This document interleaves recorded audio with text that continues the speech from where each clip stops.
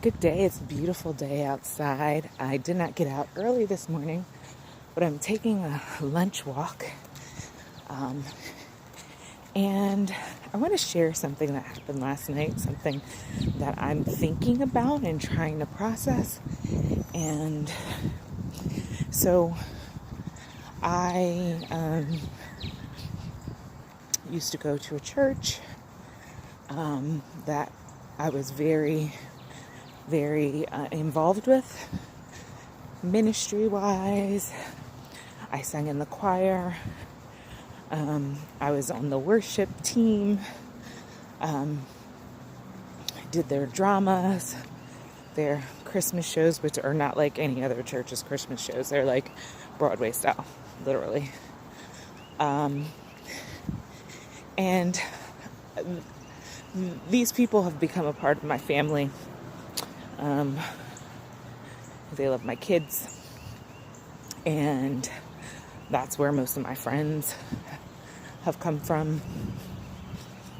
And so I had a moment yesterday because they did like this little virtual choir thing, and I clicked on it just to listen. And it was a song, and they did a really good job. And watching everybody in their house on their cell phone sing this song was not just powerful, because they were all singing with such conviction, you know. And it's funny because, like, when you're in a choir, a lot of times you don't think that anybody's looking at you. But when you have a camera in front of your face and you realize that people are going to see you as you, you really get into it. And so they were singing, and I turned it off, and I started feeling really sad. I did a great job. And part of me feeling sad was feeling like, hello, how are you? Good, thanks. That I was not a part of it. And this was something huge that I've always been a part of for the last 8, almost 9 years. And so for me not to be a part of that was hard. But also, I remember what singing songs like that felt like. And I don't have that outlet anymore. And so I started to try to like sort through my feelings and try to figure out why I was upset, what was I upset about, name it, and deal with it. And as I was walking today, I realized part of what I really missed, or I think part of what I saw, which was what I missed, which was what invoked this feeling, was this great appreciation for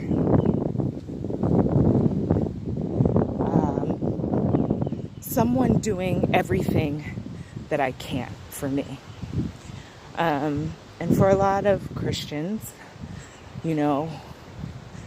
we believe that Jesus Christ came, that he was the Son of God, and they also believe that he was God and that he came to set us free from a life of sin where we would have been completely destroyed and completely, without hope in this world. That when Jesus came and died for us and then rose again, that's what Easter's about, that it transformed our life. And so now the thing that we couldn't do, Jesus did for us. And so we can be so thankful and grateful. And while I'm so thankful and grateful for Jesus' teaching and Jesus coming and teaching us how to live, I realized that it's a lot less about the death part, because everybody's got to die, right? It's a lot less about the death part. Jesus was trying to show us how to live. And so when we realize that, for me, when I realized that, I began to look at this whole idea of sacrifice. And when I understand who I am and who Jesus even said that I am, then I understand that it's not about a sacrifice that was made for me so that I could live and have hope. That God already gave that to us. And me depending on Jesus to fulfill something in me, and being so dependent on Jesus to do that thing for me, that used to be something that moved me so deeply. And understanding now that God has given us everything that we need, that we can do even greater things than Jesus did. And if we can do even greater things than Jesus did, then we don't need saving. That our inner being, who is God, the deposit of God within us, is always leading and guiding us. And we will have eternal life when we understand that we're spiritual beings. And so it takes a lot of to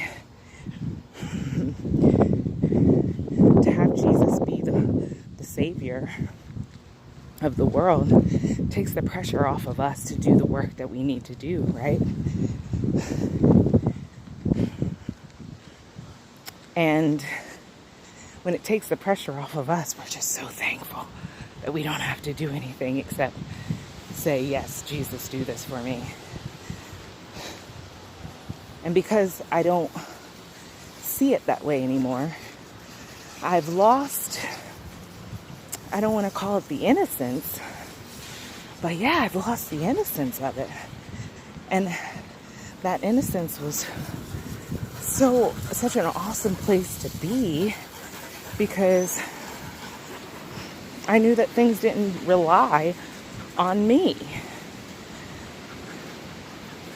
Me learning the lessons that I need to learn, me being compassionate, me being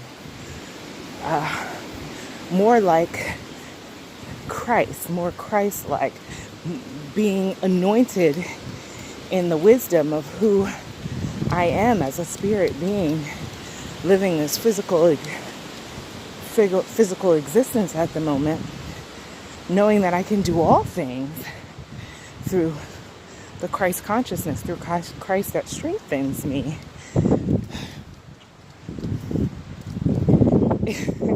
I kind of equate it like this. I have a younger daughter who she'll be going to kindergarten this year, and she loves numbers. She loves to do math. She loves to do math. And it comes so easy for her. And she'll say, ask 4 plus 4 plus 4 is, and she'll tell you what it is.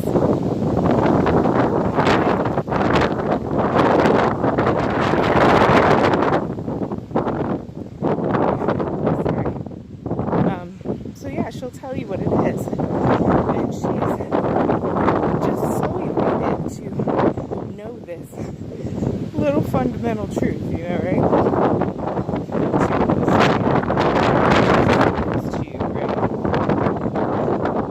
Hello. But when my other kid, my 16-year-old, soon to be 16-year-old, you know, if somebody says, what's 2 plus 2 plus 2? He's going to be like, come on, really? Like, I'm doing level algebra 2 equations. Like, you're going to ask me what 2 plus 2 plus 2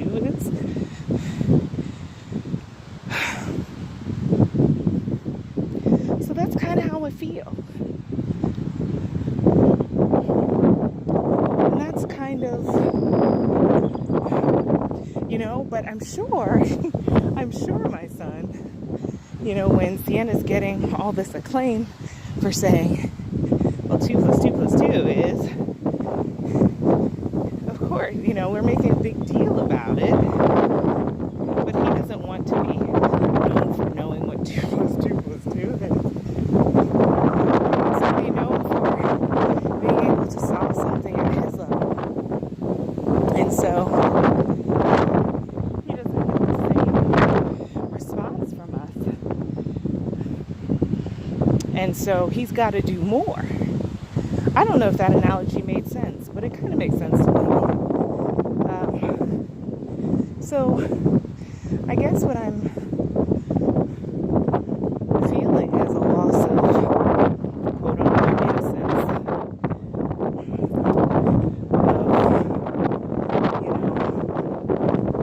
of understanding that yes, Jesus came, he lived, he came to show us how to live. He gave us the example, the template to follow to effectively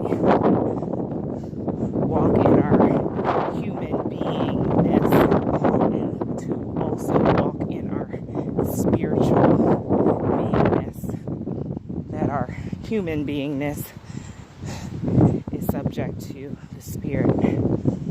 And he left us with a task to do even greater things.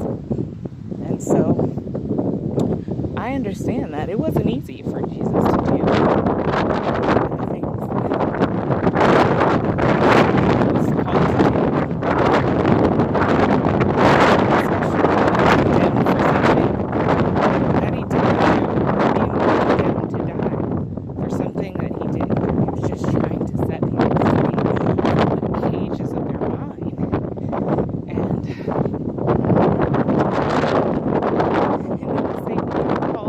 to do things that's not easy for us to do. And I guess what I need to learn is I don't want to sit in marriage. I want to grow in official presence to see the greater things through me.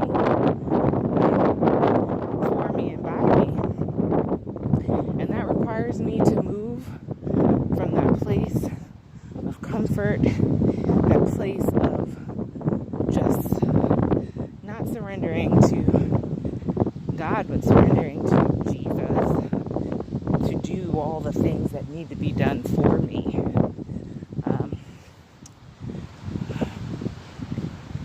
I realize there's a greater task, a greater understanding. And I'm so thankful that people have the ability to just walk in that surrender. Like, it's necessary for some people, and some people will stay there, and some people will move forward from there. But it's necessary. It's a necessary part of their journey. And so I guess I was envious at the moment that they were in that place and I no longer was. I think that's it. And envious is jealousy, which is a lower level emotion, which does not help us grow and expand. And so I'm going to choose to grow and expand and to choose acceptance. And knowing that this is the leg of my journey where I need to be. And give thanks for where they are in their journey, and also give thanks where I am in mine. All right, y'all. Well, I took a short walk today, but the wind was getting to blowing, and I'm a little hungry.